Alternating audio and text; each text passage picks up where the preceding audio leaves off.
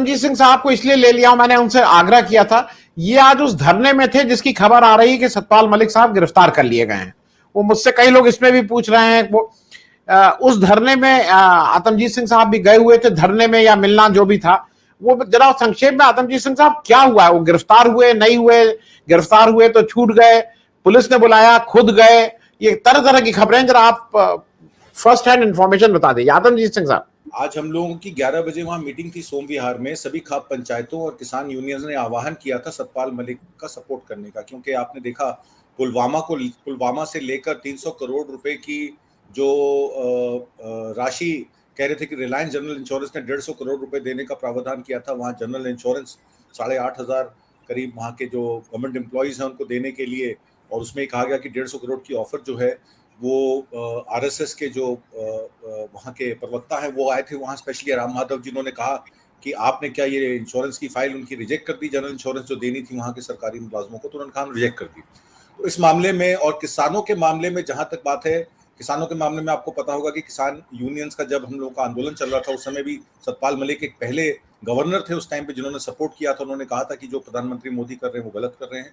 तो आज खाप पंचायतें तमाम उत्तर प्रदेश, हरियाणा, उत्तराखंड, पंजाब और राजस्थान, आसपास के जितने भी स्टेट्स थे, वो 5 स्टेटों से आज सारी खाप पंचायतें और किसान यूनियंस वहां मीटिंग के लिए आई थी। उन्होंने क्या किया था कि उनका घर तो 2 बेडरूम का फ्लैट है, उनके पास किराए के मकान में रहते हैं, तो एक वहां पे नीचे डीडीए का पार्क है, वहां पे उन्होंने टेंट लगा रखा था, करीब 500 कुर्सियां थी। वहां पे हम लोग का एक सम्मेलन होना था जिसमें सब लोगों ने अपनी बात कहनी थी, और उसके बाद भोज का कार्यक्रम था जो सतपाल मलिक जी ने रखा था, और उसके बाद हम लोग सब अपने अपने जगह चले जाते। पर जब वहां से हम लोग पहुंचे 11 बजे, तो वहां दिल्ली पुलिस ने आके वो सारी कुर्सियां सीज कर ली। उन्होंने कहा ये डीडीए के पार्क की परमिशन नहीं ली गई है, और हमारे साथियों को, उनमें गुरनाम चडूनी और कई संगठन हरियाणा पंजाब के थे, उनको गाड़ी में बैठाकर वो पहले वसंत कुंज ले गए थाने, और थाने में क्योंकि थाना वो छोटा था, फिर उसके बाद वो जाफराबाद में जाके उनको 4 बजे छोड़ा गया। हम लोग जो थे सतपाल मलिक जी के साथ थे, तो हम लोग वहां से आरके पुरम पुलिस स्टेशन जो साउथ ईस्ट का, वहां पे जाके वहां पे हम अंदर हमको बैठाया गया 2 घंटे, और जो हमने लंगर और खाने का इंतजाम किया था, उन्होंने कहा कि खाना हम आपको यहीं सर्विस करा देंगे। तो 3:30 बजे तक हमको वहां बैठा के रखा, और जबकि वहां पे एसएचओ को ऑर्डर ये था कि अरेस्ट नहीं करना है, और ये कहना है कि सतपाल मलिक अपनी मर्जी से यहाँ आए। अपनी मर्जी से हम क्यों आएंगे जब हमारा सम्मेलन वहां था, प्रोग्राम वहां था।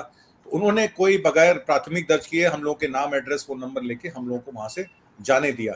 बेसिकली उस प्रोग्राम को खत्म करना था, डाइवर्स करना था। 28 अप्रैल को सीबीआई में उनको पूछताछ के लिए बुलाया गया है अकबर रोड गेस्ट हाउस पे। तो 28 तारीख को हम लोग फिर एकत्र होंगे, और जो भी सीबीआई की उनकी जानकारी, रिलायंस इंश्योरेंस के मामले में उनको बुलाया गया है कि किसने आपको पैसा ऑफर किया था और किस तरीके की बात थी। तो 28 अप्रैल को फिर हम लोग मिलेंगे, और उसके बाद अपनी रणनीति बनाएंगे कि सतपाल मलिक के जो भी इस सरकार के खिलाफ खुलेआम बोलता है, तो उसके खिलाफ पुलिस की कार्रवाई, ईडी की कार्रवाई, सीबीआई की कार्रवाई क्यों की जाती है।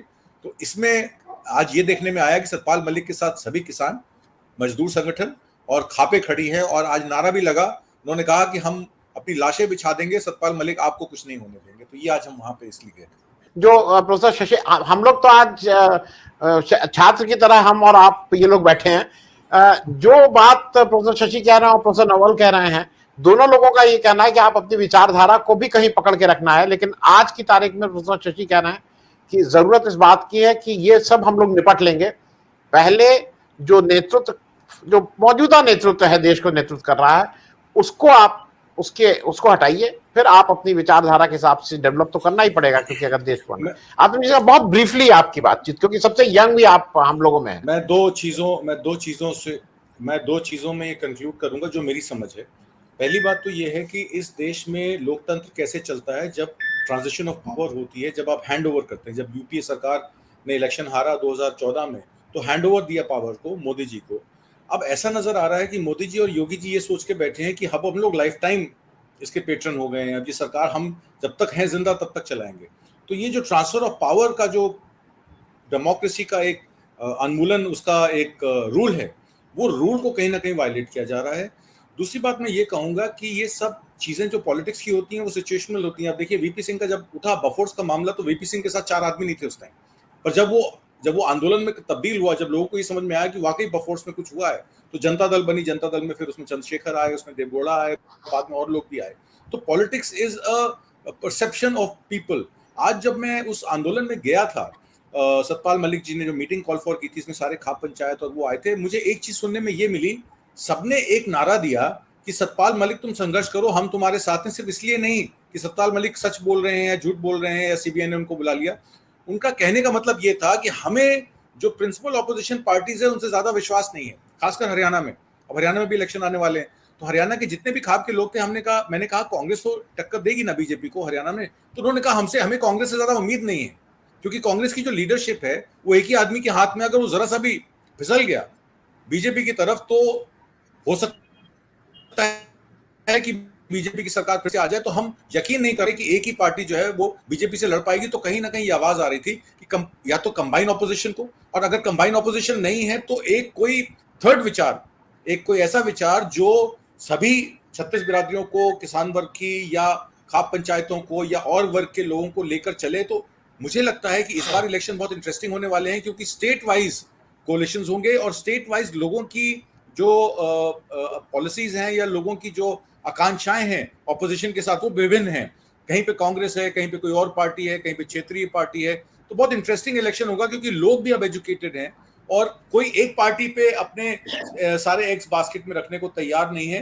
तो मुझे लगता है कि ये हमारे लिए भी एक विषय एजुकेशन का है कि 2024 में इलेक्शन किस ओर मोड़ लेगा और क्या उसका निष्कर्ष निकलेगा। इसमें बहुत सारी नई चीजें भी पता लगेंगी, बहुत सारी नई सोशियो पॉलिटिकल एनालिसिस भी हम लोगों को करने पड़ेंगे या देखने पड़ेंगे।